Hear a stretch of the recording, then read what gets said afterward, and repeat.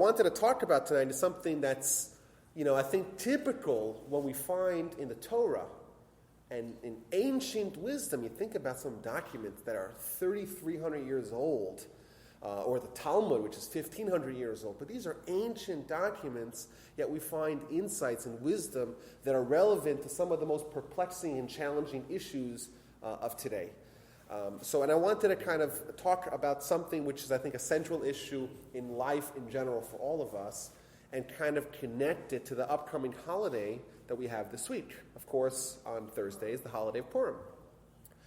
And the issue, I think, that's very perplexing and vexing for us throughout our lives is the idea of love. Love, of course, is one of the deepest human emotions. It's something that we have and we share, and sometimes, unfortunately, we lose in our lives. It's the thing that's the closest to us when we start our lives. It's the thing that we depart with when we end our lives, and it's essentially the accompanying thread or theme of our lives. Like that's how we kind of measure, the people that we're closest to, the people that we connect to in our lives. That's almost defines who we are.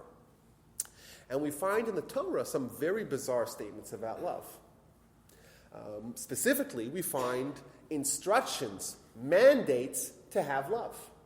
In 3 places in the Torah, we're told that we have to love, our fellow man, very famous verse in the Torah, love your fellow man as yourself, Leviticus 19. We're told as well in 2 places in the Torah to love a convert. Someone converts to Judaism, right? They're a foreigner, they're an outsider. You got to love them. And of course, lastly, as we say in the Shema every day multiple times, we have to love God. Now, with mitzvahs, it's not optional. It's not like, hey, if you like the guy, love him. If you don't like the guy, maybe he's not your type. We don't have that. It says, love your fellow. Which fellow? All of them, as yourself. Love the convert. What if the guy gets on my nerves? What if the guy frustrates me? What if I don't like the way he looks or smells or thinks? You got to love him anyhow. And then we're told that we have to love God as well. Now, Judaism is not so obsessed with theology. Christians, they're very into theology. In Judaism, you almost don't find any discussion of you find a little bit, granted, but very little discussion about theology, because Jewish theology precludes human grasping, human understanding of exactly what it is we're referring to. Go ahead. Could you define what you mean by theology? Oh yeah, it means the philosophy of God, the understanding of God. Understand. Okay, not study, but understanding. That's right, God Himself. God Himself, as opposed to, means obviously, the deity of God. That's right. Obviously, God is the center of our religion and our focus and our prayers, of course. But we don't spend so much time analyzing God's kind of properties. The Kabbalah, of course, but that's a little bit more esoteric. And with the attributes? Well, okay, that's a good point. So this is a little bit of a subtle point. Attributes of God are not God Himself. That's not the properties of God, not the nature of God. For example, I'll give you an example. Tell me this clarifies it. We're told, for example, that Moses says to God, "Show me your face." And God says to Moses, "No, you can't see my face. No one sees my face and live. But I'll show you my back." Now, if you accept the Jewish definition of God, God has no face, has no front, has no back, right? It doesn't have a human form. So Maimonides explains to us is that Moshe is asking to understand God, right? To understand what God actually is, to understand the infinite, which is an idea that we really can't wrap our heads around. Something which is not bound by time and space is very difficult for us to even grasp what that means. And Moshe is saying, show me your face. I want to understand you, like when I see someone, I see their face, I can understand them. And God says, no, I'll show you my back, which is maybe, it's somewhat of an understanding, but it's not quite with the same clarity. So obviously, our religion is obsessed with God. We pray 3 times a day, and with the Torah, we're obsessed, God's Torah. But as to the theological philosophy of what God is, another good example, we don't say God's name, like the 4-letter name of God, which refers to God Himself, is a name that Jews don't utter. We're not allowed to utter, because in opposition or as opposed to the other names of God, that refers to God himself.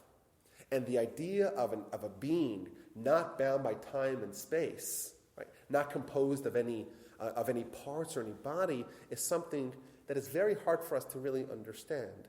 Thus, we're told, don't even describe that name, because that could just lead you down a tricky path that maybe you won't exactly find your bearings in. That's what I mean. This is okay. And especially, I think if you contrast it with other religions, most notably the Christians, where there's a lot of discussion and analysis of the exact nature of their deity, right? Is it one? Is it three? That's discussed ad nauseum, right? While in Judaism, you don't really find a lot about that. I'm saying there's 2,711 pages in the Talmud. At the top of my head, I can think of one that discusses theology in Chagiga, and that we said that's kind of edging into Kabbalah, like this esoteric mysticism, arcane aspects of Torah that are not exactly part of, how many mitzvahs are about theology? Not so many. I don't know, believe in God, like the first mitzvah, like believe in God, that's it. And even that is very vague. So our religion kind of works on a different wavelength. It's not about analyzing and assessing the theological nature of God. Rather, it's understanding, like you said, how he behaves to us, like the attributes point that you mentioned. So if we have a hard time even defining God, understanding, conceptualizing God, we're told, love him.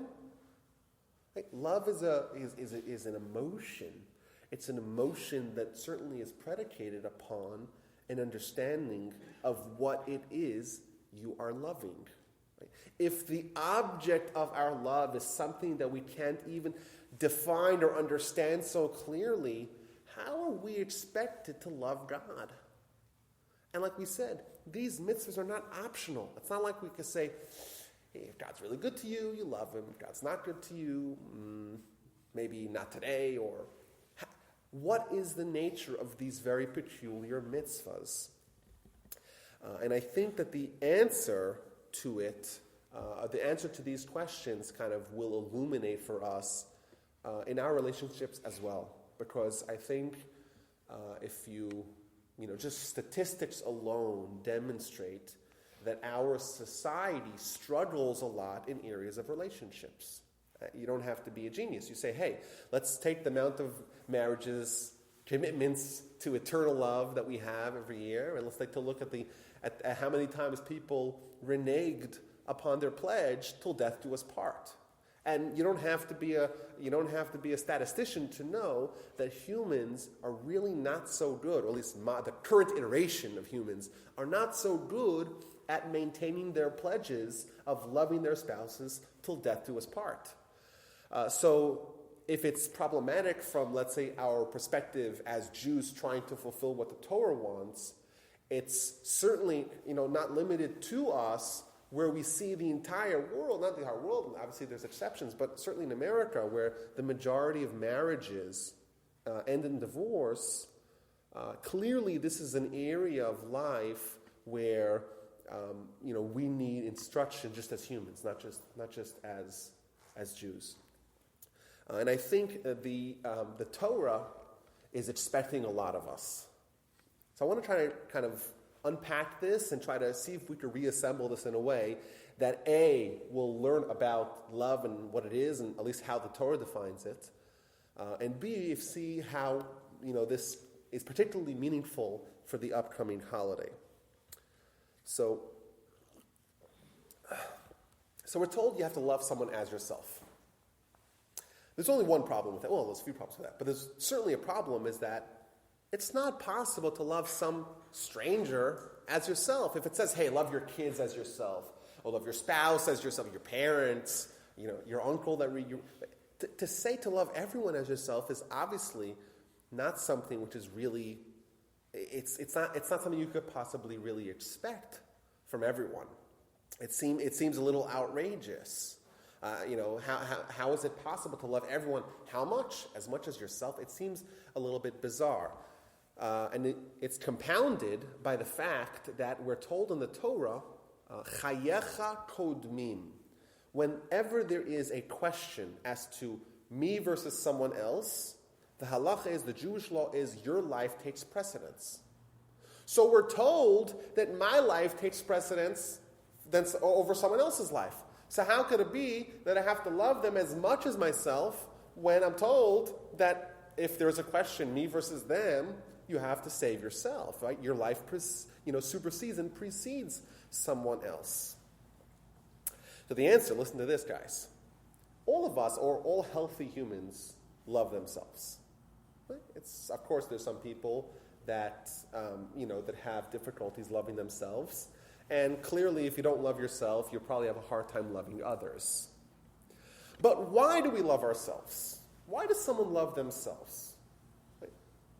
Is it because we're commanded to love ourselves? Is that the reason why? No.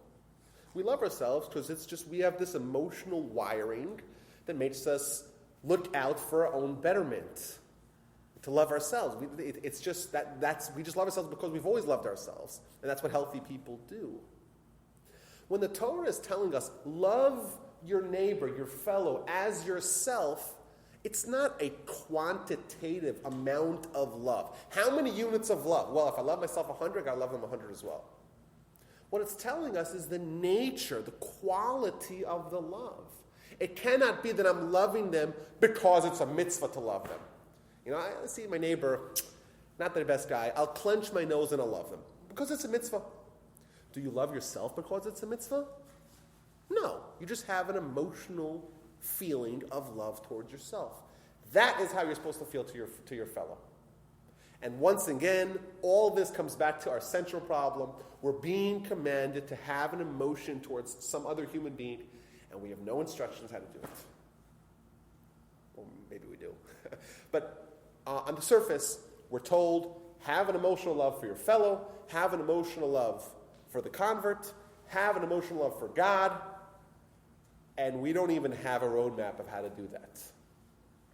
So what I want to see is, can we find instructions in the Torah that guide us not only to define what love actually is, but also to create a procedure, a method, a replicable, formulaic method that we could follow to love our neighbor, to love the convert, and to love God. If the Torah tells us, love emotionally your fellow, love emotionally God, it also has to tell us how to do it. And it has to be possible. It has to be possible, or else it wouldn't be reasonable for the Almighty to expect that of us. So we have to find some sort of formula that is repeatable and replicable, that if we follow those instructions, we'll be able to love almost anyone. And not only that, convert. You gotta love the convert. Is the convert included in V'ahavta l'recha kamocha, love your fellow as yourself? Why not, right? Why not? You would think so, right? Why not? So another question we have to answer is, why, if the convert is already included in the category of love your fellow as yourself, why do we have to have a repetition, love the convert, right? Because you were a foreigner in a foreign land. Why is that necessary once they're already under the umbrella of loving everyone? So we have a lot of questions here, not so much answers.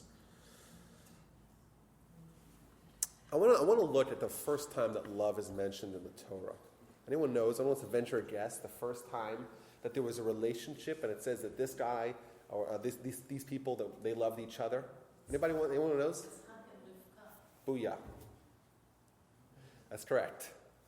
So in chapter 24, one of the longest chapters in all of the Torah, in Genesis, we're told this whole process of courtship that happened with Yitzchak via the proxy. Right? Abraham has his slave, and he tells him, I want you to go east and find someone, a daughter from my family. and she should and try to court her to come and marry Isaac.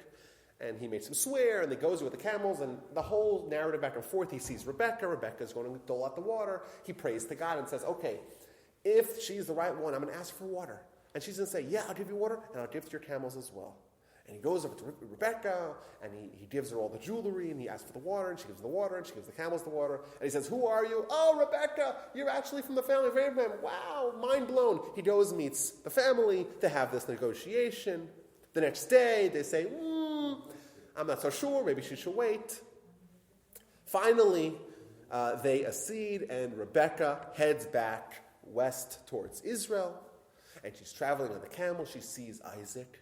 She falls off her camel, which is bizarre, right? And finally, the verse reads as follows. This is the last verse in chapter 24. And Isaac, I'm just giving the translation into English, and Isaac brought her to the tent of Sarah, his mother, and he married her, and she was to him as a wife, and he loved her, and he was consoled after his mother. Let's reread this again, a lot of details here. So Isaac brings Rebekah into the tent of his mother. His mother is already deceased. And he married her. He married Rebekah, and she was to him for a wife, and he loved her. Vaye'ahaveha, and he loved her. Vayinachem, and he was consoled, Yitzchak, after his mother. If you read this verse, we're describing the flourishing, nascent love of Isaac and Rebekah. It's wonderful. And we meet Sarah twice. Now, Sarah has been dead for a little bit now. And in the description of the budding love and relationship of Isaac and Rebekah, she's mentioned twice. It's like the ever-intrusive mother-in-law. She's always there over your back, right? It seems bizarre. Just tell us of the love of Isaac and Rebekah. Why do we have to tell us so much? He brought her into Sarah's tent, and he married her, and she was to him for a wife, and he loved her, and he was consoled after his mother. It seems like we're invoking Sarah a bit too much in this narrative. So you look at Rashi. Rashi explains what's actually going on over here.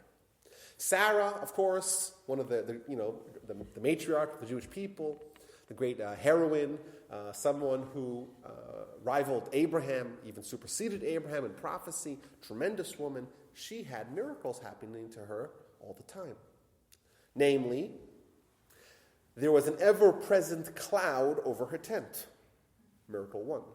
Miracle 2. She lit candles on Friday night, and they lasted throughout the week till next Friday night. Miracle 3, when she made dough, there was blessing in the dough. She would make a little dough, and she'd have enough for like 100 challahs, right? 3 miracles. And what happens? Sarah dies. And after Sarah dies, the miracles go with her. And then Isaac brings in Rebekah, and he brings her into the tent of Sarah, and voila, all the miracles come back. Suddenly, the candles last from week to week. Suddenly, there's a cloud ever present on top of the tent. And lastly, there's blessing in the dough. And Isaac is consoled after his mom. He brings her and he sees that, and he loves her. He loves her. It's like, let's follow the chronology. And Isaac brought her into the tent of Sarah, his mom, and he married her, and she was to him for his wife. And what happened? All the miracles came back, and he loved her. And he was consoled after his mother. Go ahead. Were the miracles described in the Torah, or were they Midrash? It's from the Midrash. It's from the Midrash. So that's... Yeah, well, I'm saying, but the Midrash is answering it. Well, I wouldn't say that, but the Midrash is a separate question. Maybe next time I'll get invited back and we can address that question at greater length.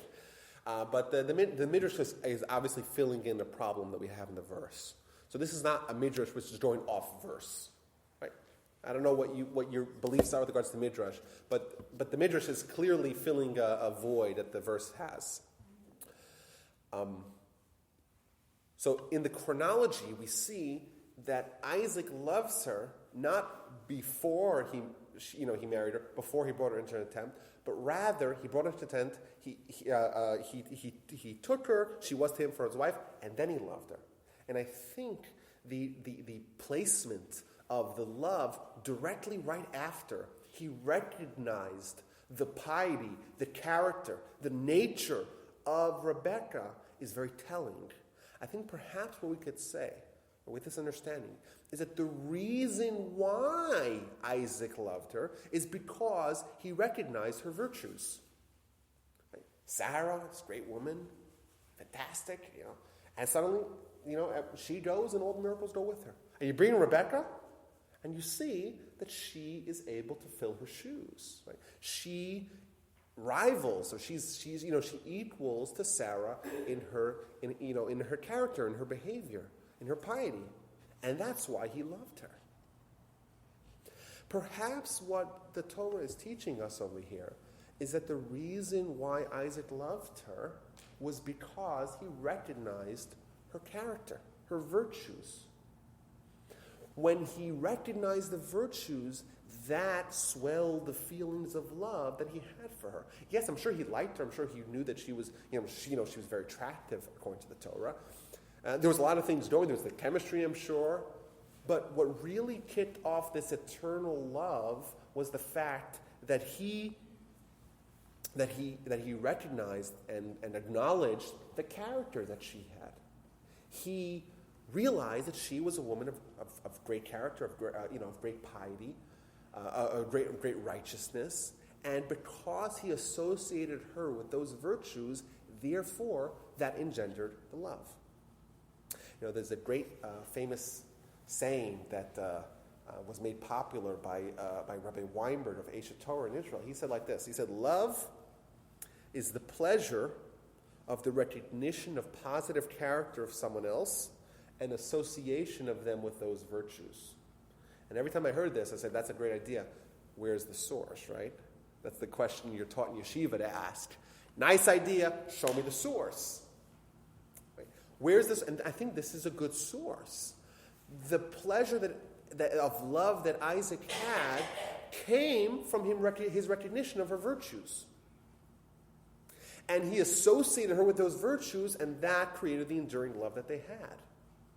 And I think this also opens the door for a repeatable formula for us to love everyone, to have an emotional love for every person. Do you know why? Because every person that you know has something admirable about them, has qualities, has behaviorisms, has character traits that are admirable. That's something that you can learn from. The Mishnah tells us, who is the wise person? He who learns from every person. Every person has something to teach you. Right? If you want to really be wise, if you want to assemble all the qualities, all the possible characteristics, the good characteristics into your behavior, you have to learn from everyone. And if you are able to coalesce all the good characters and integrate them into your lives, then you'll be the wise person because you'll have them all. But the lesson is that we have to start judging people and analyzing people and identifying within people their good qualities and not so much labeling them with their bad qualities. Every human is a collection of good and bad. That's what it means to be a human. You got this blend of body and soul, and you have this repertoire, this collection of good and bad character. And the only question that I have when I look at someone else is, what am I going to harp on? What am I going to identify within someone else? Am I going to extract from them their good quality and analyze them and label them and associate them with their positive qualities? Or am I going to label them with their negative qualities? I say, oh, this guy's so quick tempered. Yeah, but they're so kind. They're so impatient, but they're so generous. And every one of us, we have these oxymoronic qualities, this dichotomous existence, because we all have something good and something bad. And the only question is, what are we going to judge in other people? When the Torah is telling us, love your neighbor as yourself, love your fellow, find grounds for emotional love, of the people we meet, what it's really telling us is to reform the way we judge people. We are wired to notice when someone does something wrong. And it's much harder for us to notice when someone does something good. And what the Torah is telling us, love your fellows yourself, what it means is, change that. Don't automatically identify someone with their negative character. Try to identify them with their positive character. And if you do that, you'll find the formula to love everyone. Because everyone has something that's admirable. Everyone has something you can learn from. Right? No one's perfect, so everyone has something you could also look down upon. Essentially, we have the tools, we have the key to determine if every person that we meet is a hero or every person we meet is a villain. We can do it. You know why? Because everyone has something heroic and something villainous about them. Everyone does that because that's what we are as humans. We're all flawed and we're all remarkable simultaneously. The Torah is instructing us. We have to change the way we look at other people. You got to love everyone as yourself. How do I love everyone? The way you love everyone is by changing the way you look at them. What am I looking out for? Am I trying to find something positive? Am I trying to learn something that I could admire and maybe integrate into my behavior? Or I'm trying to notice, what are they doing wrong? And we all know those people. The people that don't have any friends, by the way. You know why they don't have any friends? There's some people like that. Because everyone they see, they're automatically able, like a laser, to extract the negative qualities. I know someone like that. Everyone that he sees is able to right away assess their negative qualities. Well, if you assess someone and their negative qualities, of course you're not going to love them because you look at them as a villain. And then there's other people who always find the positive. Right? They're always the optimistic side. They're always looking for the good. And those people have loads of friends. You know why? Because all the people that they encounter are wonderful people. And these two people meet the same group of people, and one guy meets a bunch of terrible, horrible, heinous people you don't want to associate with. And the other one says, I met such wonderful people tonight. And they met the same people. The only difference is, what was their perspective? Right? What lens did they put on when they saw those other people? And the Torah is commanding us not to love other people because find good crowds to love. Change yourself. And if you change the way you look at other people, automatically you'll be able to love them. Because if you notice and identify people with their qualities, right away you'll love them. Who doesn't love people with remarkable qualities? Indeed, it's possible to love everyone, almost everyone. It's possible to love almost everyone. And the Torah says, love everyone. And the answer is yes, it's possible, provided that we're willing to change the way we look at them and we judge them and we identify them. If we do that, we'll love everyone as ourselves as well. We'll have an emotional love that's not based upon a obligation to love them. Rather, it's just a natural feeling that we have towards people that we admire. We love them. What about the convert?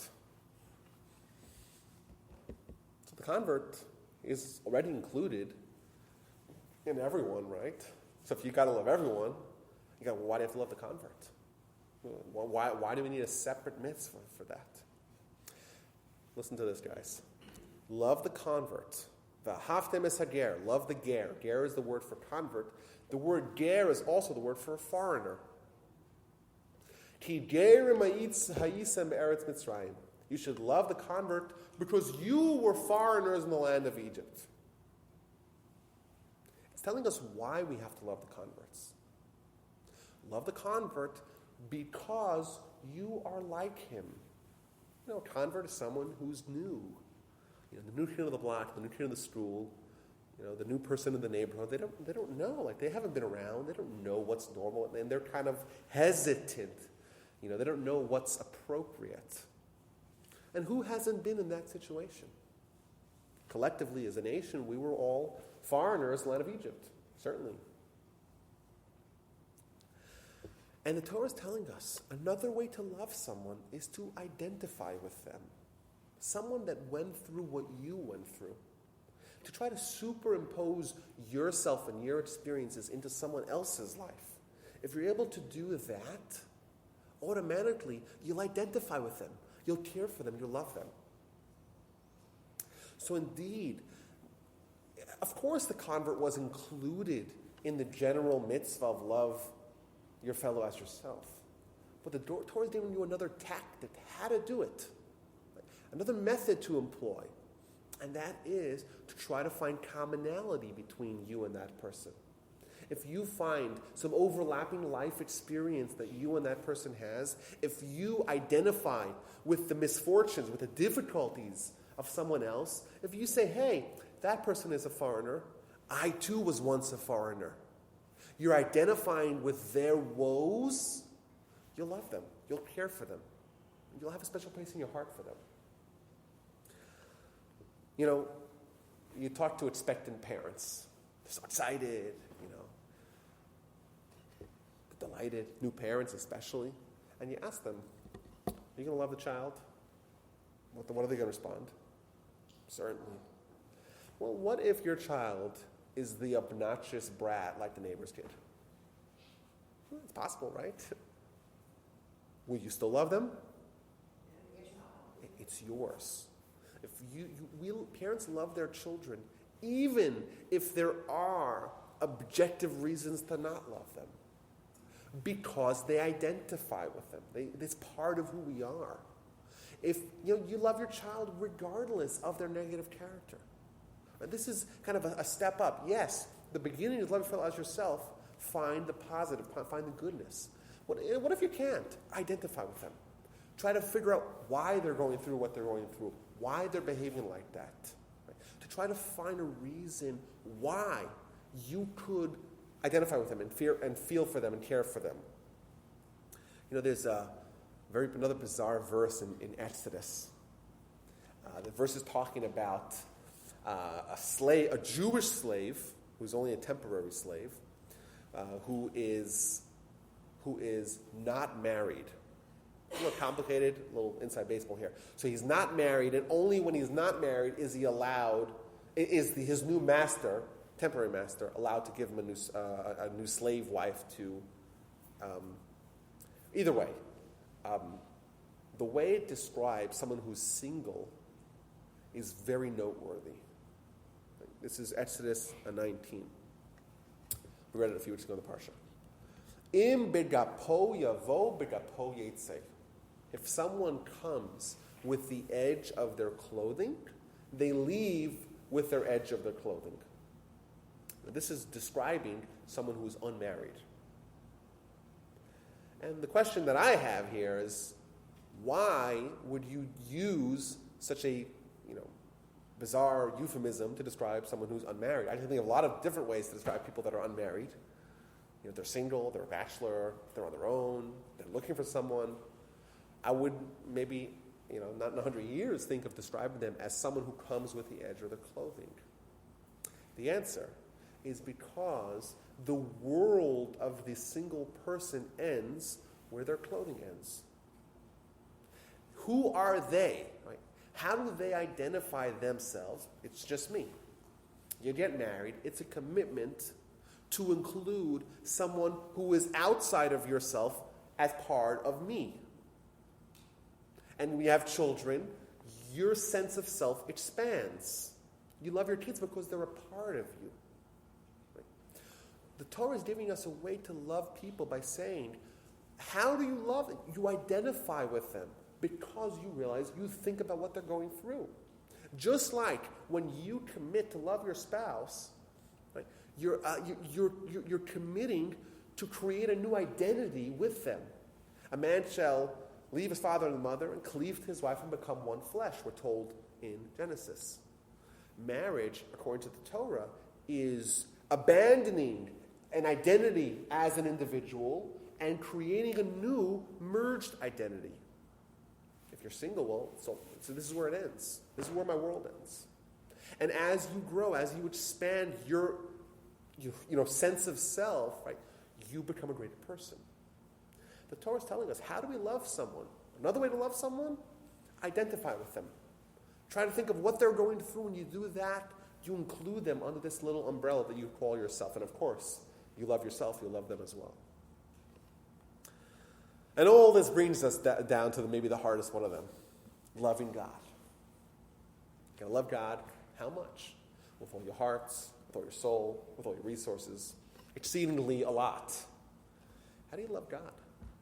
I mean, what do you do? I have a hard time conceptualizing God. So I want to share with you guys something interesting about this upcoming holiday. We're told in the Talmud that when the Jews accepted the Torah at Mount Sinai, that was but the first time that they accepted the Torah. And in fact, on the holiday of Purim, they re-accepted the Torah. This is maybe not such a well-known Talmud. This is from the Talmud in Shabbos, 88a. And it says as follows. If you read in Exodus, the Jewish people stood at the foot of the mountain. The Hebrew word for at the foot of the mountain is betachtit hahar, which can also mean under the mountain, tachat, underneath the mountain. And the Talmud explains that what happened, the Almighty took the mountain, turned it upside down like a barrel, and wielded it above the Jewish people and said, if you accept the Torah, great. If not, I'm going to bury you there. And the people were coerced. They accepted the Torah under duress. That was the first acceptance of the Torah. And you know what? If we accept the Torah under duress, and someone says to us, hey, why do you guys not observe the Torah? You know what the answer is? We were forced into it. We were coerced. We accepted it under duress. Says the Talmud, however, in the times of Achashverosh, they re-accepted it out of love. Thus, we have 2 times we accepted the Torah. Once out of fear, Mount Sinai, and once out of love during the holiday of Purim.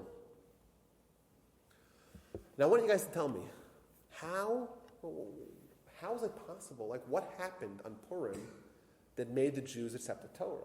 Like this whole notion, like, you read the Purim story, you know, okay, so there was this feast, and then there's this villain, Haman, and he comes up with this crackpot idea, and he gets Achashverosh to sign off on it, and then, you know, subsequently there's a new queen, and Esther becomes the new queen, and she's like the Trojan horse for the Jewish people. And of course Mordechai and intervention, and the two people try to, the butlers try to kill Achashverosh, and Mordechai saves them. A whole elaborate story. And in fact, one of the books of the Jewish Bible is the book of Esther, where we're told the story in great detail. We'll read it Wednesday night and Thursday morning. How many times is God's name mentioned in the Megillah? Exactly 0. Not even once.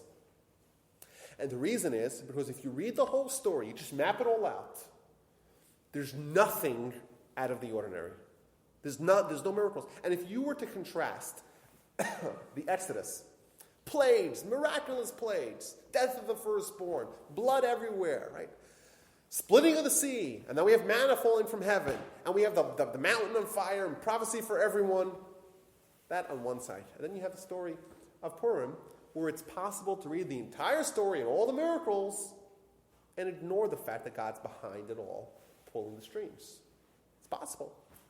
They're exact opposites. And on one hand, we accept the Torah out of fear. Right? You're going to opt out? Who's the one who's going to say, but after the Exodus and all the subsequent miracles, say, well, this is not for me? You can't, right? What does it mean to accept the Torah out of love?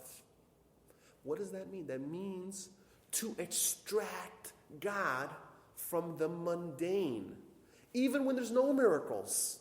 There's nothing overtly there's no splitting of the sea. There's no frogs everywhere. No prophet. None of that. It's just life, maybe as you would imagine it. Everything has, cause and effect, and it's possible to examine the whole story and not even think God once. The whole story of the miracle of Purim is in disguise. That's why we wear a mask. One of the reasons why we wear masks on Purim, because everything is done, with clandestinely, with deception, so to speak, as if the Almighty is pulling the strings and doesn't let us know about it. And what happens to the Jewish people? They see the miracle, and they stop and they think. They say, is it really possible for it to happen without God pulling the strings?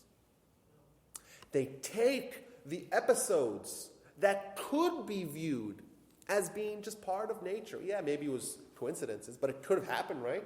So all of it could have happened, even though there's a lot of different elements, a lot of different levers that needed to be pulled, but it's possible for it to have happened without God, right? There's nothing out of the ordinary, nothing supernatural. But the Jews said, we are going to find God in the natural world. And that, we're told, that is love of God. That's what it means to accept the Torah out of love. It means to find God in the world that we're living. Indeed, if we want to kind of angle, or want to approach to God, the way to do it is not via theology, because we won't get that far. We have to find how God is involved in our lives every day, but it's all hidden. This is what we're told, we're called, what Nachmanides calls hidden miracles. There's two kinds of miracles. There's the miracle splitting of the sea. There's a miracle of hitting the rock and there's enough water to feed or to drink a nation of millions. Like, those are overt miracles. And then there's hidden miracles. And you know what's a hidden miracle? The fact that your heart pumps 89,000 times a day without batteries. Right? 89,000 a day for 89 years. Millions upon millions upon millions upon millions of beats without ever needing a battery change. That's a miracle. No one's going to deny that's a miracle. Yeah, but do we ever think about that? Are we wowed by that? Do we stop and say, oh my goodness, wow, like look what a miracle the Almighty is doing for us? No, because we're kind of attuned to it. We're callous. We take it for granted. The lesson of Purim is to not take what could be misconstrued as just nature, the way things happen, to not ignore God's role in that, to not take it for granted, to notice how God is involved in every aspect of our lives. We're told, Al kol nishima unishima tehalel Yah. Every time we breathe, we really have to thank God. Right? Yeah, well, I'm breathing. What do you mean? I do that all the time. How's that a miracle? Well, imagine if you didn't have that. I was doing an exercise with one of my students recently. I said to him, okay, what would you exchange for your eyesight? Is there any amount of money that you would exchange? And he said, well, maybe there is a number. You didn't give me that number. But I was thinking, like, it's such a wonderful miracle that we have. And I was recently by an ophthalmologist. And nowadays they have this new technology where they don't put those drops in your eyes to make it hard for you to drive. They take like this high-resolution picture, this blazing green light of the back of your eyeballs. And I said to him, okay, I want to see the picture. And I'm like, show me the optic nerve. Show me the optic nerve. And he shows me this tiny little stream, so microscopic almost. Without that, we're all blind to the world. Yet all of us could see, thankfully. And that's just not a miracle? Of course that's a miracle. My friend who's in med school was describing me how we hear. He's like, hey, you got 3 little bones that create like a piston effect. And they push this little thing of water in this little circular little tube, little bone, and that creates vibrations, that there's tens of thousands of little microscopic hairs within our ear, and the rate of vibrations, your brain is able to pick it up and hear sound. Wow, that's a miracle, no? Is it or is it not? Huh? The question is, are we going to take the lesson of Purim and love God or not? Yeah, we all hear, thankfully, for better or worse, right? We all hear. And isn't that a miracle? It is, of course. It's God involved in our lives, but not in some sort of supernatural way, through what we would consider to be mundane life. And Purim taught us, how do you love God? You find God in your ordinary life. If we take the lesson of Purim, we find God in our lives as well. And indeed, by the way, we can find a string between loving God and loving your fellow. How do you love your fellow? Like we said, you got to find the good. You got to examine. Right? You have to scrutinize and try to find the positivity within the character repertoire of your fellow. Well, what about the positivity of God? How much goodness does God do for us every day? How many miracles happen to us today that we're still alive? You drank a cup of coffee today? Thank your liver that you're alive. Or, more precisely, thank the Almighty who created your liver that you're alive. Otherwise, you'd be dead. Ain't that convenient, right? And we have that, and that's a miracle, and it's every day. But if we do not take the lesson of Purim to heart and try to extract God from our life and our living, you know what? We can live our lives and never notice it and say, show me a miracle. Split the sea for me. And the Almighty is really splitting the sea every day, every second. And we're just not taking the lesson home. We're just not listening to our messages. We're just not actually, just hearing and stopping and just asking ourselves the question, is this a miracle or not? We do that. We love God. Of course we love God. We'll have an emotional love and a feeling of reciprocity to God every day. And that is the meaning behind the mitzvah of loving God as yourself. And that's the lesson behind Purim. And I'll give you guys something cool.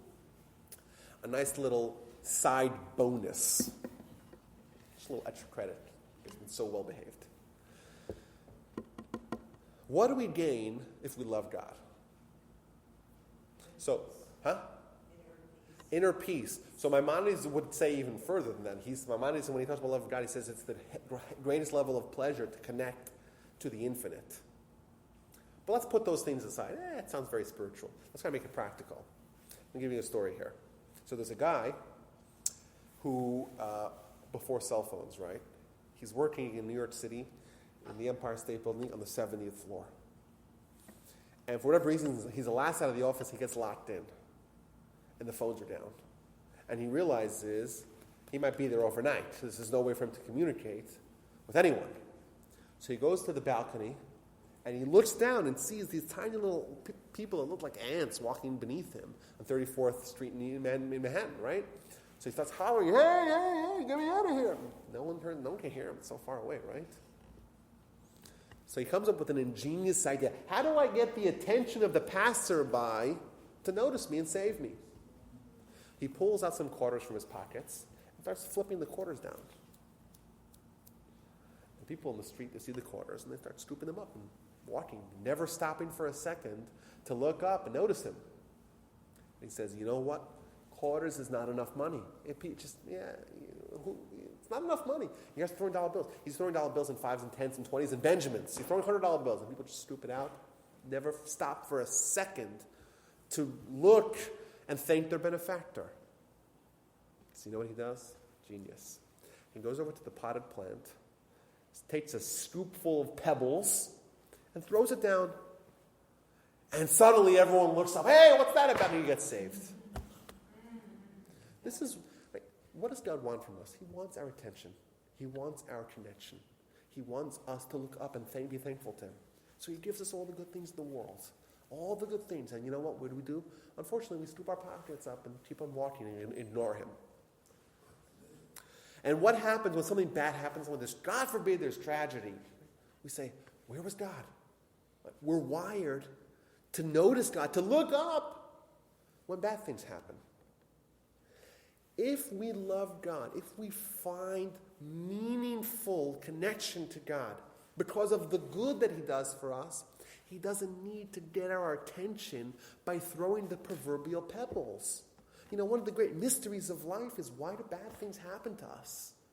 Whether we're good people or not, that's a debate, but a lot of bad things happen. And from our perspective, the Jewish perspective has always been, is that there's one goal in life, and that is to have a connection with the Almighty God. That's the one goal. And the Almighty is going to enable us to have that. And he gives us all the good things in the world, and he's showering us with quarters and dimes and nickels and pennies and dollars.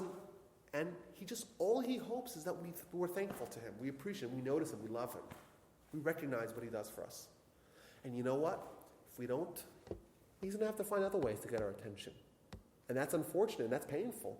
But the result is the desired outcome. So the one benefit that we have is if we're appreciative of God, if we notice God, if we're thankful of God, if we have gratitude and we fulfill the dictum of love God because he does so much good for you, if we follow the lesson of Purim, we won't need to have that little nudge in the ribs. We won't need to be awakened and aroused to his existence and his dominion by painful, suffering and tragedy. We don't need that. We don't need to stub our toe and say, "Where God, where were you?" Because we're appreciative of what he does for us in the positive sense. And by the way, the Torah and Jewish law makes that very easy for us. Every time you eat, you say a blessing. You're appreciating the fact that the Almighty gives you food out of the ground. Has anyone here ever tried to chew soil? I think my kids have. But you can't eat it. You try chewing a seed, it's not food. You put the seed in the soil and miracle, you have food. And it's a miracle. And we say, thank you, Almighty God, for taking bread out of the soil. Motzi lechem haaretz. By doing that, we're thanking God for the money he's dropping towards us. And when we do that, he doesn't need to come to unconventional methods of getting our attention. You pass the mezuzah. Every time you pass the mezuzah, you think about that. Every prayer, morning and night. These are touch points that we can have with God in our lives. And the lesson of Purim, I think, is a lesson that's relevant, of course, in our relationships. Of course. And I think if people just kind of maybe shifted and amended their perspective of what love ought to be, we would have a lot less divorces. I could guarantee you that, right? If people were trying to look for the positive of the people they encounter, if someone was always trying to find the good in their spouse, or dare I say, if someone was able to find meaning in what may be considered mundane, if your spouse makes you breakfast, right? Well, who doesn't make their spouse breakfast, right? Is that what you say? It's mundane. Do you find love out of what may be mundane? Unfortunately, there is this idea that every kiss begins with K, right? If you want to have love, you got to do something outrageous. You know what was outrageous? Mount Sinai was outrageous. You know how long that lasted? Not very long. What happened 40 days later? Golden calf. What is the enduring? What ensures an enduring relationship? The lesson of Purim, to find meaning and love in what would be mundane, in regular life. Make that meaningful, and then indeed it will last. So I think this is a very powerful lesson for us in our lives, in our relationships most certainly, not only between other people, between our spouses, between people that we're most close to, and we want to maintain, perpetuate, deepen those relationships, but certainly with God as well. And that's indeed, from the Jewish perspective, that's the purpose of it all. And it's the lesson of Purim. And indeed, if we follow these instructions, right, very simple instructions. Number one, when you meet someone, right, got to just reform the way you look at them. Try to find the positivity. Alternatively, right, like the convert, try to find common ground. Identify with them. Feel their suffering. Be like Moses, who saw everyone and was able to identify with their suffering. And lastly, a relationship that we have with God. It's not that we don't wait for a miracle. There's miracles happening all the time. Find the connection that we have with God all the time in things that are not out of the ordinary. And indeed, using that for a relationship with God and a relationship with other people will hopefully give us a much more enriched and meaningful life. And thank you all for listening.